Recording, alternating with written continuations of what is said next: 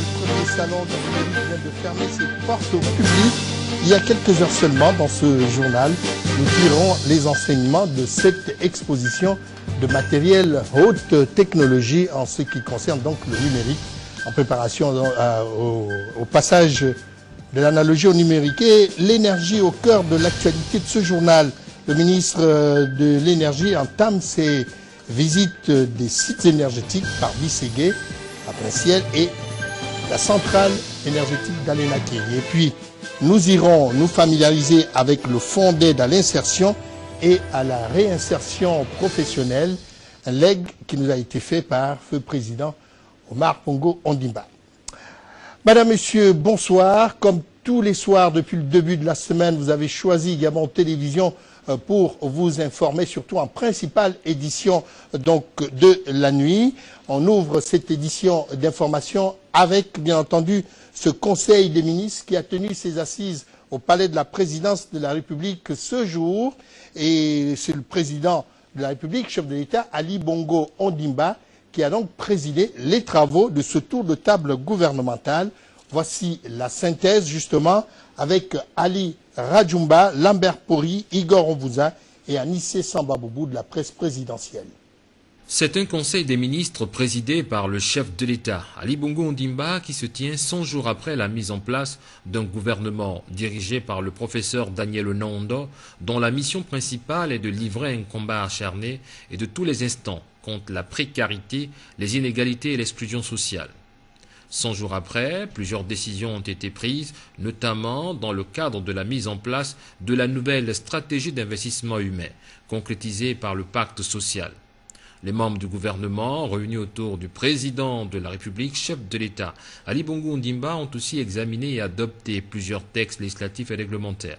Les points saillants de l'actualité nationale et internationale ont figuré également à l'ordre du jour de ce Conseil des ministres qui s'est déroulé dans une sérénité de travail. Outre le Conseil des ministres, les activités professionnelles du chef de l'État se sont également basées sur la diplomatie. Et il s'agit ici de la coopération entre le Gabon et le Sénégal. Le chef de l'État a reçu un homologue, plutôt un émissaire de son homologue sénégalais, Macky Sall, à la personne d'Abdoulaye Sali Sall, qui était porteur d'un message. On va revoir tout cela avec Ali Radjoumba, Lambert Pori, Igor Ovunza, presse présidentielle. Le président de la République, chef de l'État, Ali Bongo Ondimba, a reçu Abdoulaye Sali Sall, porteur d'un message du président de la République du Sénégal, Macky Sall. Au menu de cet échange, une invitation adressée au chef de l'État Ali Bongo Ondimba par son homologue sénégalais. Nous sommes porteurs d'un message de Monsieur le Président de la République du Sénégal à son ami et frère, son Excellence Monsieur le Président de la République gabonaise Ali Bongo Ondimba. Ce message, c'est une invitation à se rendre en visite officielle au Sénégal. Et Monsieur le Président de la République Ali Bongo Ondimba a donné son accord. Et très bientôt, il sera au pays de la Teranga. L'émissaire du président Macky Sall a aussi saisi cette opportunité pour saluer les efforts déployés par le chef de l'État Ali Bongo Ondimba dans le cadre de la promotion de la paix en Afrique. Il est revenu sur les relations entre le Gabon et le Sénégal. Les relations entre nos deux pays sont centenaires. Et nous avons toujours eu de bonnes relations et nos deux chefs d'État s'entendent beaucoup et communiquent beaucoup sur la situation en Afrique et sur les relations entre nos deux pays qui sont au beau fixe.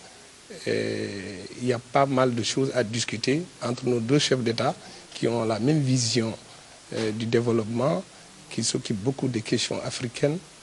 Il faut rappeler que les deux chefs d'État, Ali Bongo Ondimba et Macky Sall, ont une convergence de vues sur les questions de sécurité, de paix et de promotion d'une coopération sud-sud.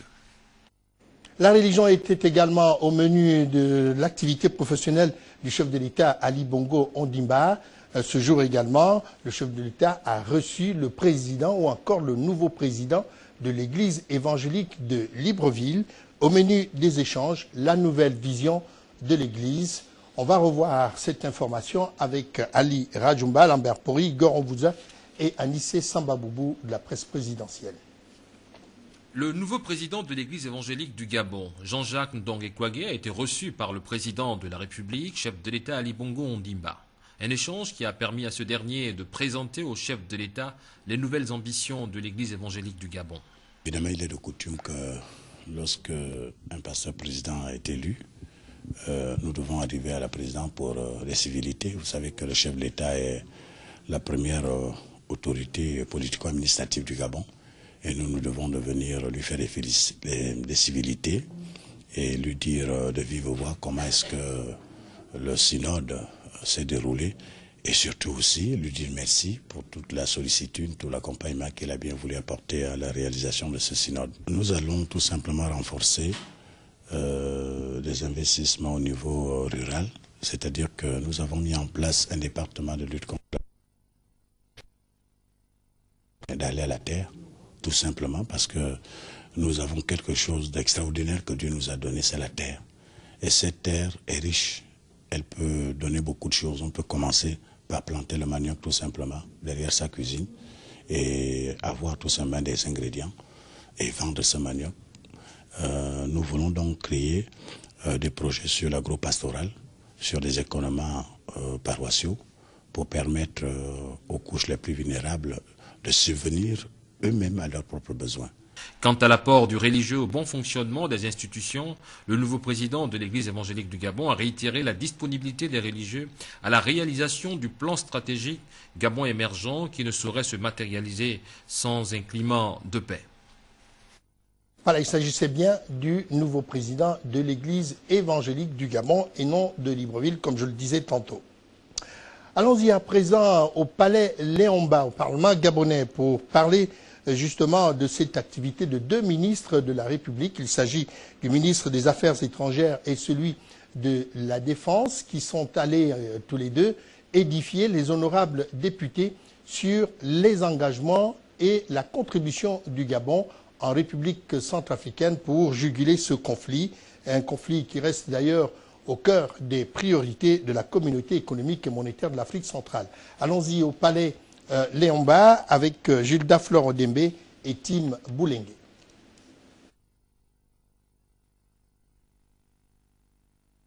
La situation en République centrafricaine préoccupe au plus haut niveau. À l'Assemblée nationale, les élus du peuple multiplient les réunions dans le but de mieux comprendre les origines de cette crise qui perdure et surtout les moyens mis en place par les autorités compétentes pour aider ce pays frère à retrouver la stabilité. Interpellé sur cette question par les honorables députés sous la conduite de la Commission des Affaires étrangères, de la coopération internationale et de la défense nationale, présidée par l'honorable Philippe Nzenge Maïla, Ernest Ompo Epiga et Emmanuel Isoze Ngonde, respectivement ministre de la Défense et ministre des Affaires étrangères, les deux membres du gouvernement ont apporté des réponses aux préoccupations des honorables députés. Il est vrai que notre contribution à l'accompagnement que lui apporte la communauté internationale nous pousse à maintenir notre engagement.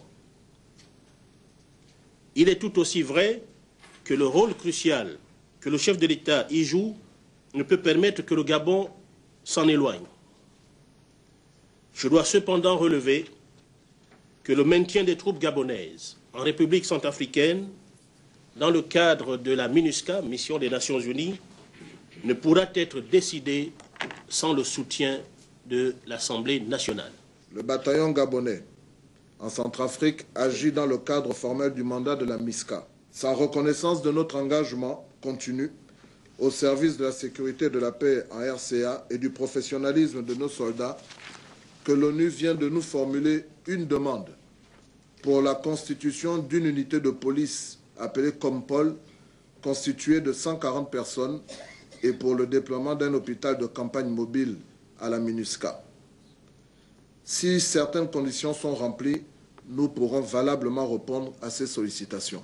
Prenant acte de toutes ces explications, les députés ont montré un intérêt particulier aux efforts de paix, sécuritaires ou diplomatiques que le président de la République, Ali Bongo Ondimba, déploie depuis le début de cette crise. Toutefois, ils souhaitent être informés des déplacements des troupes gabonaises et de leurs mouvements sur le terrain.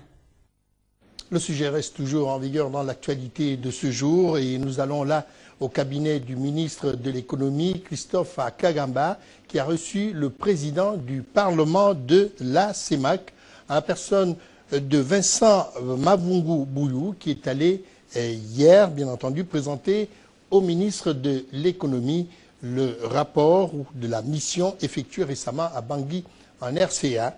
Le compte-rendu est de Yolande Ekwara et Médard Nguyen.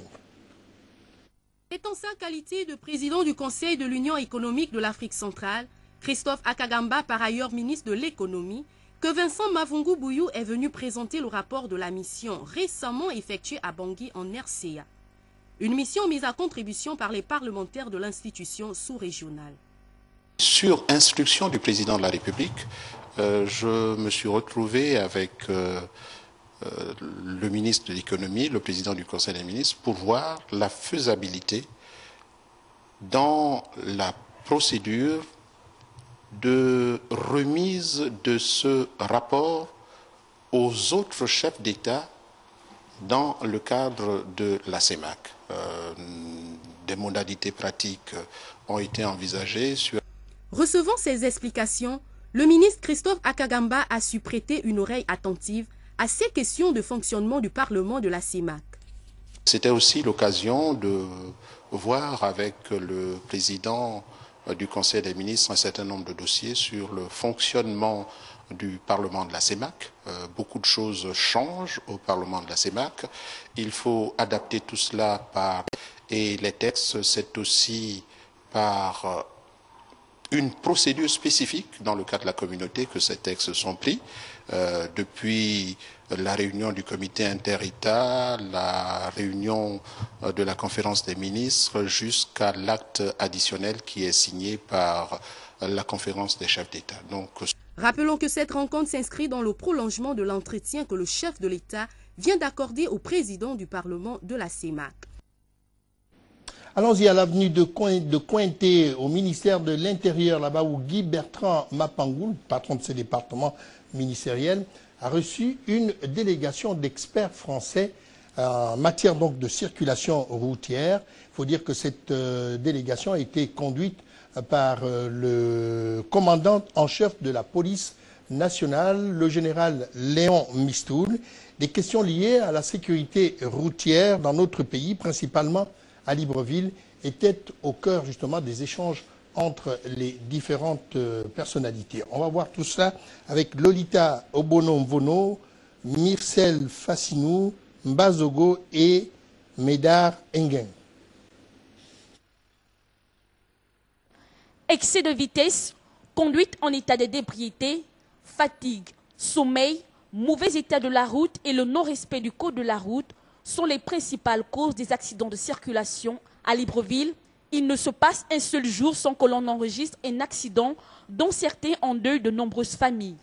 Une situation qui constitue aujourd'hui une préoccupation majeure, non seulement pour les usagers de la route, mais aussi pour le gouvernement. C'est au regard de cette fréquence trop élevée des accidents de la route que le commissaire foncier de la direction de l'ordre public et de la circulation de la préfecture de Paris est venu s'entretenir avec le ministre de l'Intérieur dans l'optique de limiter les dégâts sur la voie publique. Au regard de mon expérience de chef de la division régionale de circulation à la préfecture de police, j'espère apporter un œil extérieur et suffisamment expérimenté pour vous apporter éventuellement quelques préconisations, en toute humilité bien sûr.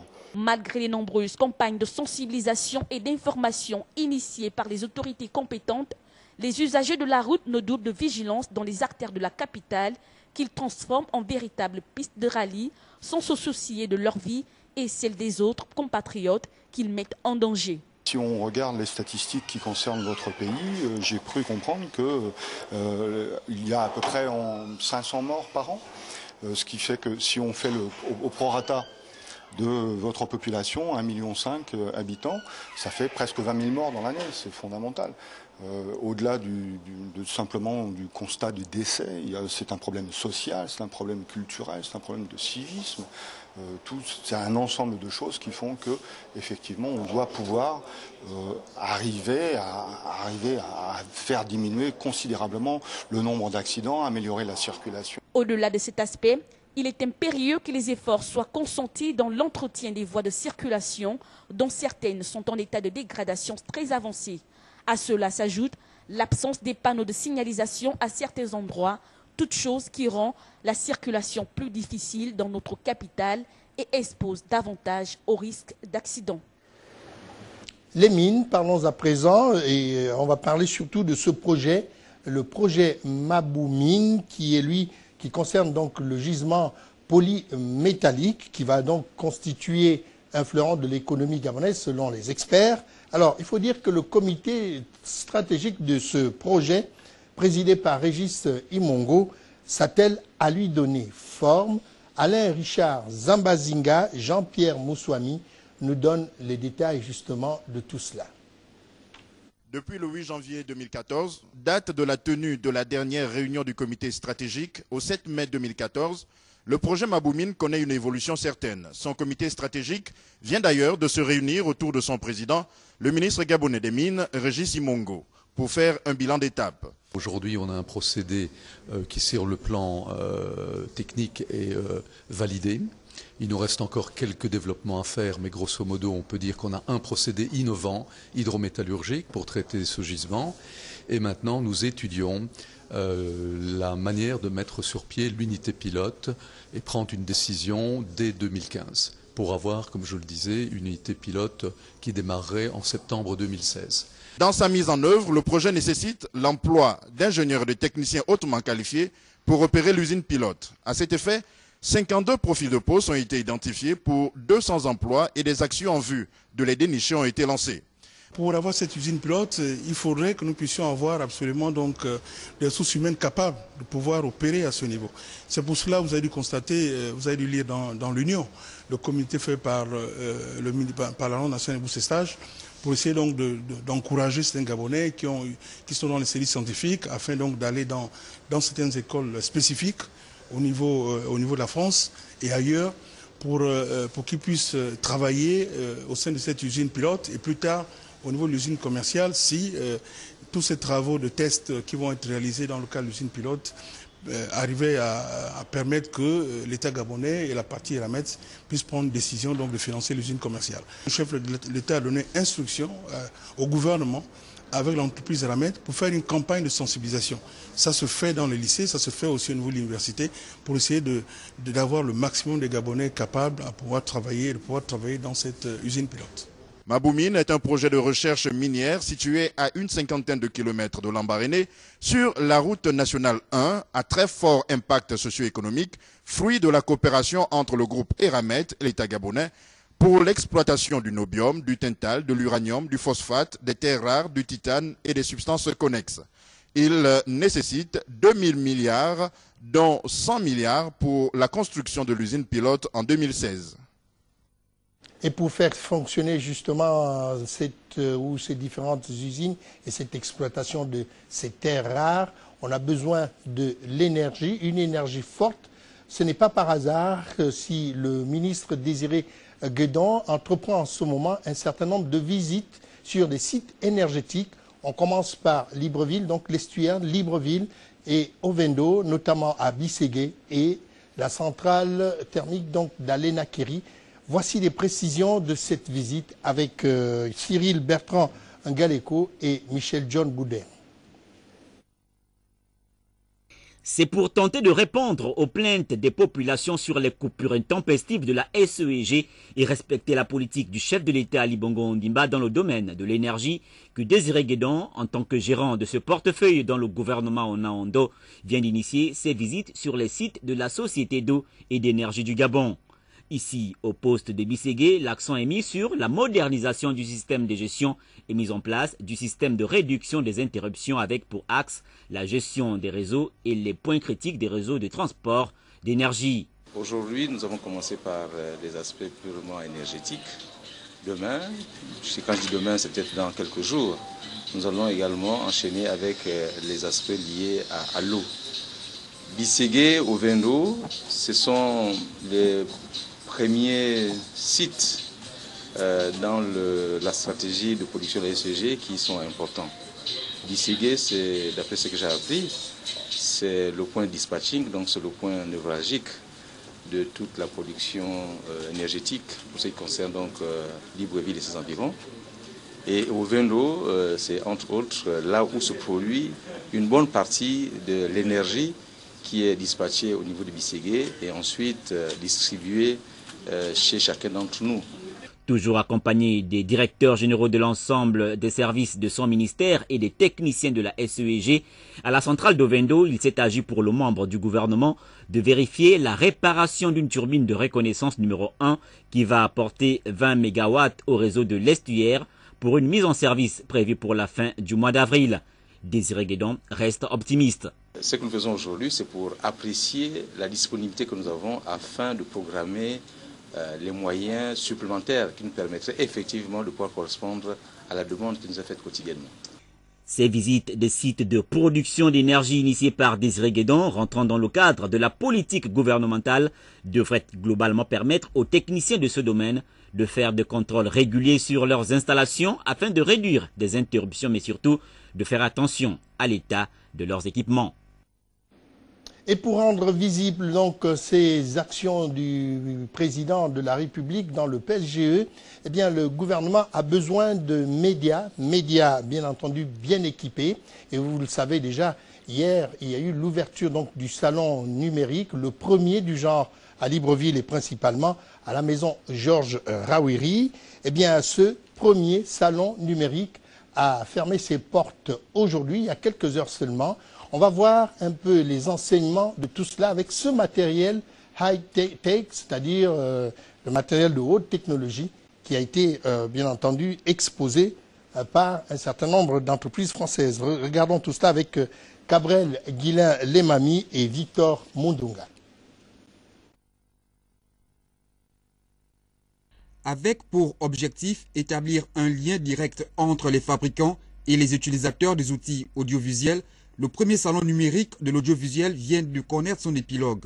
Un salon qui a permis aux nombreux professionnels du monde de la communication de notre pays et particulièrement de la capitale gabonaise de découvrir des nouveaux outils numériques de haute gamme en avant-première. Un partenariat réussi entre le premier responsable de Gabon Télévision et le groupe DV International. D'aucuns peuvent légitimement s'interroger sur l'opportunité d'une telle initiative. En réalité, elle résulte d'une longue réflexion menée avec certains de nos partenaires qui, comme nous, observent chaque jour la transformation à un rythme effréné du secteur de l'audiovisuel soumis à la récurrence des évolutions technologiques. Un salon qui a permis aux exposants de s'entretenir avec certaines autorités du pays quant au passage de l'analogie au numérique et qui tout de même a permis de tirer quelques enseignements par rapport à l'affluence qu'il y a eu au cours de ces 48 heures. Je pense que ça a été un franc succès. Tous les acteurs des médias audiovisuels gabonais sont passés et je pense ont été contents de voir des produits, de pouvoir les toucher, de pouvoir discuter avec les fournisseurs. Et ils sont repartis, je dirais, avec une plus grande connaissance du monde numérique afin d'évoluer. Les autorités gabonaises discutent, échangent avec nous sur la meilleure possibilité pour ce passage à l'ère numérique d'ITNT. Plusieurs démonstrations de ces outils sur les stands ont attiré l'attention des visiteurs qui nous livrent ici leurs sentiments. Ils nous ont présenté un peu les différents modèles qui sont leur dernière sortie. Nous avons des caméras telles que celle qui est présente ici. Ils nous ont un peu dit quels sont les rajouts par rapport aux caméras anciennes. Et ils nous ont dit quelle était vraiment la performance de ces caméras, par exemple, dans des plateaux télé ou différentes zones et tout, que nous pouvons aussi émettre des matchs de football via ces caméras-là. Comme je suis un peu, je dirais pas amateur, mais je m'intéresse un peu à la communication. Je créais un petit média quelque part. Ça m'a permis de découvrir ce qu'il y a de plus récent comme outils, comme équipement. Et je félicite le directeur général pour avoir organisé ce salon. Je crois que nous allons tous en profiter, au moins ceux qui s'en intéressent. Dans tous les cas, c'est un salon numérique audiovisuel premier du genre qui s'achève sur une note de satisfaction générale. Le prochain salon numérique est attendu certainement l'année prochaine à l'heure où nous vivrions l'ère de la télévision numérique terrestre. Allons-y avec Téclair Mekui Movono et Maryse Mengue directement pour la célébration de la journée mondiale des orphelins du sida pour voir ce qui s'y est dit et ce qui s'est passé.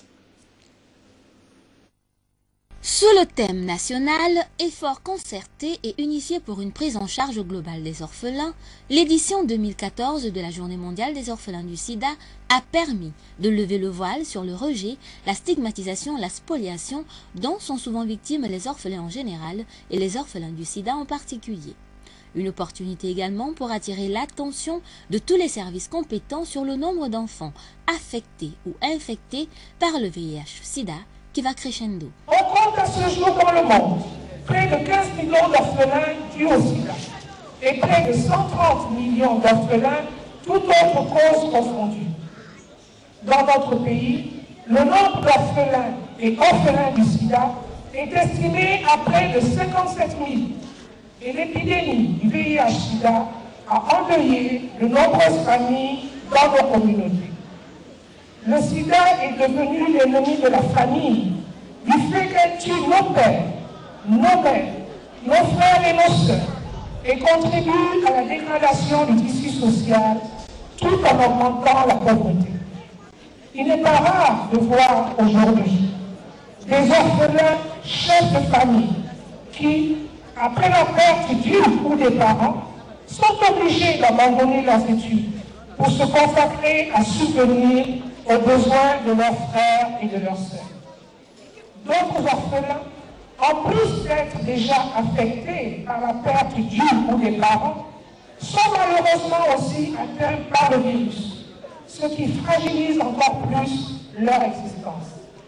L'essentiel des festivités organisées en partenariat avec le ministère de l'Éducation nationale aura été une causerie débat et une distribution de kits multiformes composés, entre autres, de produits d'hygiène, de vêtements et dans certains cas, de bourses. Le tout remis à une centaine d'orphelins de quelques structures de bienfaisance de Libreville, réunis ici, au collège d'enseignement secondaire d'Al-Nakiri, lieu abritant les festivités. Les orphelins du sida ne sont pas des enfants à part. Si tu es orphelin, cher enfant, sache que tu constitues un des maillons importants de cette chaîne de la relève de demain.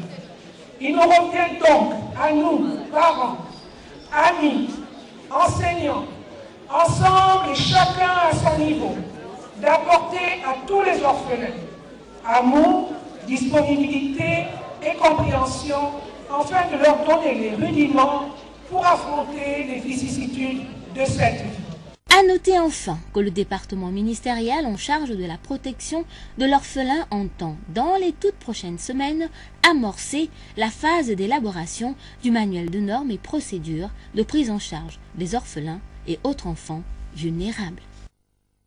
D'une célébration à une autre, écoutons ce thème, mon histoire Croix-Rouge, mon histoire Croissant-Rouge.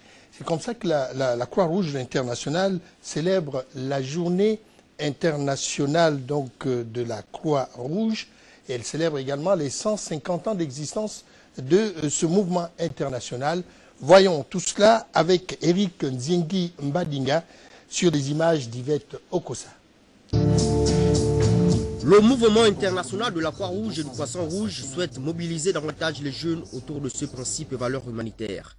Les responsables des coopératives scolaires de Libreville ont été informés sur l'histoire du mouvement international Croix-Rouge et Croissant-Rouge et sur les activités de la Croix-Rouge gabonaise. Nous avons appris qu'elle pouvait apporter de l'aide aux personnes en besoin et nous avons aussi appris que la Croix-Rouge n'est pas ce que l'on pense souvent dans nos quartiers, dans nos maisons, mais c'est plutôt une organisation qui nous permet d'aider des personnes dans le besoin et qui peut parfois avoir besoin de jeunes comme nous pour pouvoir faire avancer son œuvre. On savait que la Croix-Rouge est une organisation humanitaire et que pour la pérennité de toute une organisation, il faut impliquer la jeunesse. Donc c'est pourquoi nous avons invité les différents responsables des coopératives scolaires, mais également d'autres jeunes volontaires pour pouvoir les intéresser au monde humanitaire et notamment à la Croix-Rouge gabonaise. Faire de l'humanitaire, c'est aider son prochain. Une tâche noble à laquelle les lycéens doivent s'atteler. Vous êtes jeunes. Vous avez un potentiel. Il n'y a pas de Croix-Rouge sans base. Et la base, c'est vous. Le président peut tout faire, le pauvre. Il va se décarcasser, son équipe et tout.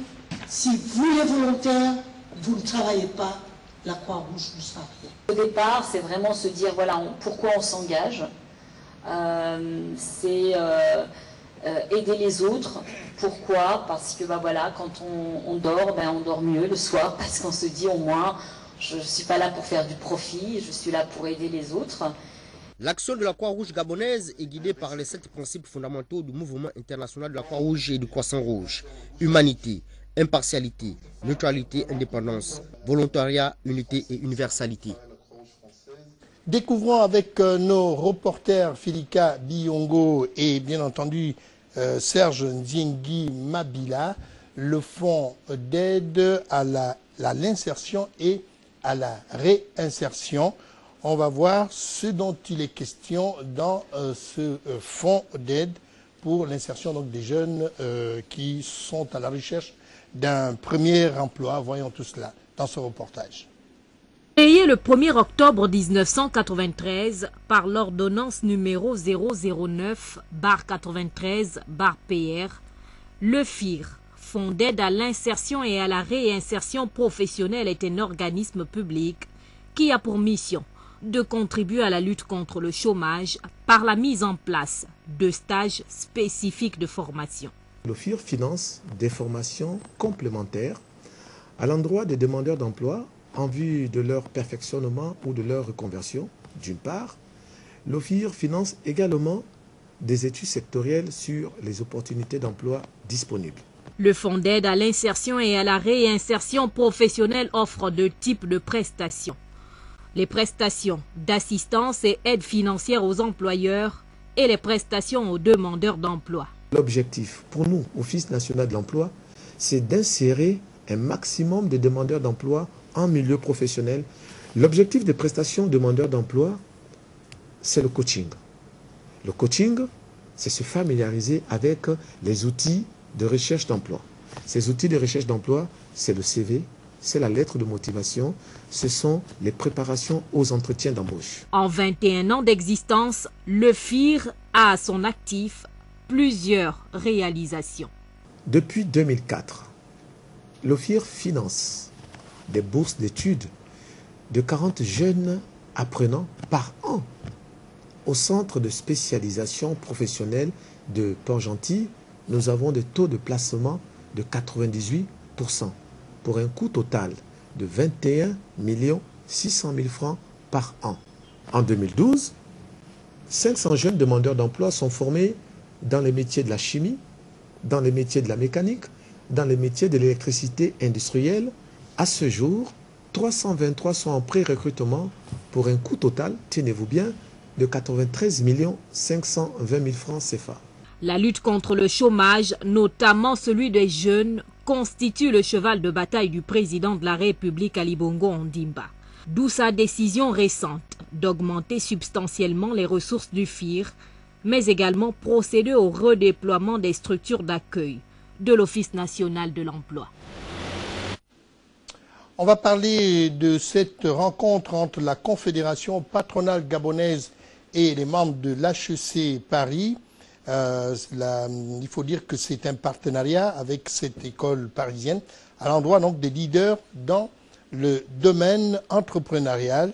La conférence était animée par le professeur Pascal Chéniaud. Je ne vous en dis pas plus, découvrons tout cela avec Paul Insiaki sur les images de Jean-Pierre Moussouani. Cette rencontre initiée par l'HEC Paris vise à transmettre aux chefs d'entreprise majors gabonaises et ceux du continent les atouts essentiels dans le management en entreprise et les autres aspects collatéraux. L'école HEC a organisé en partenariat avec plusieurs pays africains, 11, mais notamment le Gabon qui a été initiateur, des clubs pour dirigeants de très haut niveau, les HEC Executive Club. Nous avons à espace régulier des professeurs d'HEC qui viennent pour discuter avec les membres de ces clubs qui sont vos top businessmen africains. Dans le nouveau contexte international, comment l'Afrique est en train de se réapproprier sa stratégie, son avenir, au moment où des États-Unis à l'Europe, en passant par le Brésil. Tous les acteurs internationaux regardent l'Afrique. Au moment où, en 2014, l'Afrique est le continent qui aura le plus fort taux de croissance, presque 7%, de réfléchir à quel point utiliser cette opportunité pour que ce soit entre les mains des décideurs africains économiques. Les enseignements reçus du professeur Pascal Chéniaud de l'Université Paris Descartes vont permettre, in fine, aux membres de mieux s'arrimer à la nouvelle donne mondiale pour un développement tous azimuts de notre continent. Voilà, on va parler de cet anniversaire des magasins C'est Cadeau à travers donc tout le pays. Je ne vous en dis pas plus. Voici le reportage de Charline Ouera-Pira. Cadeau que le groupe CK-Cadiz a amorcé la modernisation de ces commerces de proximité présents sur tout le territoire national. Depuis 1993, l'on assiste à la multiplication de ces surfaces commerciales qui tendent progressivement à remplacer les gaboprix. C'est Cadeau, filiale de CK-Cadiz, célèbre dès ce vendredi ses 20 années d'existence. Plusieurs manifestations sont prévues. Pour nos 20 ans, nous avons prévu de les fêter avec nos clients. Il y aura des lots, il y aura des bons d'achat à gagner, il y aura des jeux. Nous avions prévu pour ces 20 ans d'anniversaire pour nos clients des t-shirts, des gadgets et des bons d'achat de 10 000 et de 25 000. Le reste, ça va se faire sur le DJ qui va être dehors dans un premier temps, qui prendra un client au choix et va lui poser 5 questions. À l'issue de ces 5 questions qu'on va lui poser, s'il répond à 3 questions, il a droit à un bon d'achat de 10 000. Et celui qui répondra à 5 questions sur 5 aura droit à un bon d'achat de 25 000. En célébrant ce 20e anniversaire, le groupe CK-Cadiz confirme son engagement dans le développement du Gabon des services en mettant à la disposition des populations des commerces de proximité à même de répondre à leurs besoins de consommation. D'ailleurs, cette proximité est l'une des raisons, entre autres, qui orientent les clients vers ces points de vente. Nous, on habite au Vendo, donc on vient ici. Bon, il y a des choses aussi, des choses moins chères et puis la qualité aussi. Bon, ce qui m'intéresse, c'est déjà qu'il y ait une grande variété. Et puis, bon, les prix sont quand même abordables. C'est très important. Surtout qu'il y a plusieurs grandes surfaces. Donc, chaque magasin essaie de faire son mieux pour attirer la clientèle. Moi, je crois que c'est ce qui peut attirer chaque client ici. Pour le reste, les objectifs poursuivis par la célébration de ce 20e anniversaire cadrent parfaitement avec la politique sociale imprimée par le chef de l'État dans la lutte contre la pauvreté. Une raison de plus qui fait du groupe CK-Cadiz l'un des leaders de distribution de proximité des produits alimentaires au Gabon. Restons toujours dans le domaine économique et commercial pour parler de cette appropriation que les Gabonais font désormais de la politique de l'émergence du chef de l'État Ali Bongo Ondimba en ce qui concerne surtout le Gabon des services. Tenez un exemple, celui-ci dans le domaine du tourisme. On va découvrir tout cela dans ce reportage de Biwaou Mikala et Michel John Boudéan. La promotion du tourisme dans notre pays passe par le développement des structures d'accueil de qualité.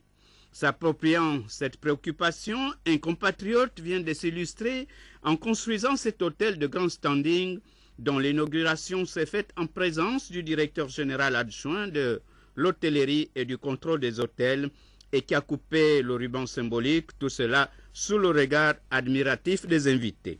Sachant qu'aucune œuvre humaine ne peut se faire sans la volonté de Dieu, le curé a béni cet édifice en invoquant la protection divine avant que le directeur général adjoint ne prenne la parole. Permettez-moi aussi, et encore une fois, mesdames et messieurs, de solliciter vivement de la part de partenaires banquiers qui sont certainement présents ici, que nous avons bien voulu voir à nos côtés, la nécessité d'un accompagnement dans les projets de telle envergure. Parce que ce n'est pas le seul projet que nous avons en tête. Nous en avons d'autres et nous voudrons bien que des gens nous accompagnent. Afin qu'ils puissent octroyer des crédits aux promoteurs du secteur hôtelier, puisse ce partenariat futur être gagnant-gagnant pour l'accroissement du parc hôtelier gabonais et pour le développement de la destination Gabon à travers les pays émetteurs de tourisme.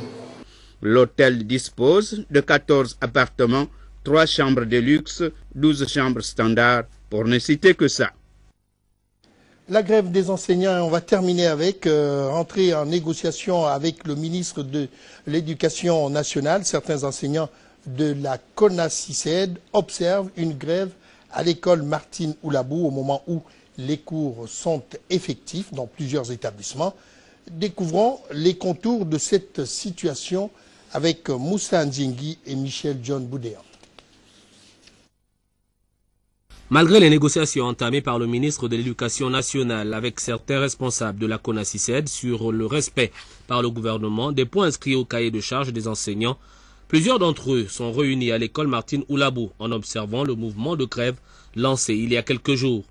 Les enseignants grévistes appellent la tutelle à tenir ses promesses pour le retour dans les classes des syndiqués grévistes. Le mouvement est simplement la résultante du non-respect des engagements pris par le gouvernement depuis les précédentes négociations. Et à ce jour, à part les rappels qui ont été payés à moitié, et jusque-là, nous n'avons rien vu. Il faut tout de même souligner que le mouvement de grève n'est pas effectif dans la majorité des établissements de la capitale et partant à l'intérieur du pays. Au lycée Obiang-Etougué de Siban, les cours se déroulent normalement en dépit de quelques manquements, nous a confié le responsable de cet établissement. Contrairement à ce qui s'est dit dans certaines presses, au lycée de Siban, Jean-Baptiste Bientougué, les cours fonctionnent normalement, sans difficulté. La majorité des enseignants est là. Ce matin, depuis hier, moi-même je fais le tour des classes, je constatais qu'effectivement, il y a effectivement cours. Les parents d'élèves victimes de l'attitude des enseignants ne savent plus à quel sens se vouer pour sortir de cette confusion à quelques semaines de la fin de l'année scolaire. Présentement, il y a le ministre de tutelle qui est rentré en négociation avec la CONACYSED parce qu'il va falloir, n'est-ce pas, qu'il puisse essayer de voir à son niveau comment faire peut-être pour nous introduire auprès du Premier ministre, chef du gouvernement. Donc ils vont essayer de traiter les problèmes qui peuvent être traités à son niveau, au niveau du ministre de l'Éducation nationale. Là, les problèmes transversaux qui touchent d'autres départements ministériels vont certainement demander à ce qu'on aille rencontrer le Premier ministre. Mais j'aimerais quand même dire quelque chose de très important parce que le plus souvent, les parents d'élèves dans les quartiers, on nous pose la question de savoir pourquoi les enseignants vont souvent et toujours en grève. Maintenant, la seule question que je leur pose souvent, c'est la suivante. Il faut savoir une chose, c'est que l'une des raisons pour lesquelles aussi nous sommes en grève, c'est qu'il y a plusieurs enseignants qui ont fait plus de 10 ans, 12 ans, 13 ans, 15 ans, 16 ans sans salaire. Qu'à cela ne tienne, dans le privé et la majorité des établissements publics, l'on s'achemine vers la tenue des examens de fin d'année. Au lycée Obiang-Etougué, déjà les résultats des examens blancs du BEPC et du bac ont été affichés ce jour. Voilà, retenez en plus bref qu'Anthony Obam est le champion d'Afrique donc de taekwondo. Il a battu hier un Nigérian en finale de cette discipline sportive. Nous attendons donc les images. Dans nos prochaines éditions d'information, nous ferons vivre justement cette actualité sportive de notre champion national. Puis le président de l'Assemblée nationale informe les honorables députés que le programme des travaux en commission pour la nouvelle journée du vendredi 9 mai 2014 dans la salle Georges Damas Aleka est établi comme suit. Commission des lois, des affaires administratives et des droits de l'homme, 9h30, audition de l'honorable Angélique Goma relative à la proposition de loi portant sur les principes et les mécanismes de lutte contre le harcèlement en milieu professionnel. Commission des affaires sociales, des affaires culturelles et de la communication. 11h, examen des contributions des communautés religieuses portant sur la proposition de loi fixant le régime des associations d'inspiration religieuse ou à caractère sectaire. À cet effet, les présences, ou plutôt la présence des honorables députés, membres des dites commissions, à ces séances de travail est vivement souhaitée. Et puis, le Premier ministre, chef du gouvernement, le professeur Daniel Ona-Ondo, présidera le 9 mai 2014 à Libreville la 7e réunion du comité conjoint d'orientation stratégique et de concertation entre le gouvernement et les partenaires techniques et financiers sur la coordination de l'aide extérieure à 9h30 à l'hôtel Okume Palace. Il faut dire que cette rencontre qui verra la participation de l'ensemble des partenaires œuvrant dans l'aide au développement permettra principalement de faire le bilan des actions entreprises dans le cadre de la coordination conjointe de cette aide. Et puis le président du comité d'organisation du premier congrès de l'Union du peuple gabonais, Dr Pélagie Itsana, informe les militantes et militants du lancement de la phase des inscriptions relatives à la participation au congrès qui aura lieu les 6 et 9 juin 2014 à Libreville. À cet effet, le président invite toutes les militantes et les militants désireux de prendre part à l'élection du nouveau président de l'UPG à venir très nombreux au siège du parti, 6 à Awenji, tous les jours, munis d'une photo d'identité et de 5 000 francs CFA pour se faire établir un macaron. La procédure des inscriptions va se dérouler aussi bien à Libreville qu'à l'intérieur du pays. Voilà, Madame, Monsieur, nous vous avons donc présenté le journal. La mise en œuvre de cette édition d'information a été coordonnée de main de maître par Guylain Lemami et bien entendu, plutôt Cabrel Lemami et Paulin Siaki. Ce sont les deux coordonnateurs de cette édition d'information de la semaine.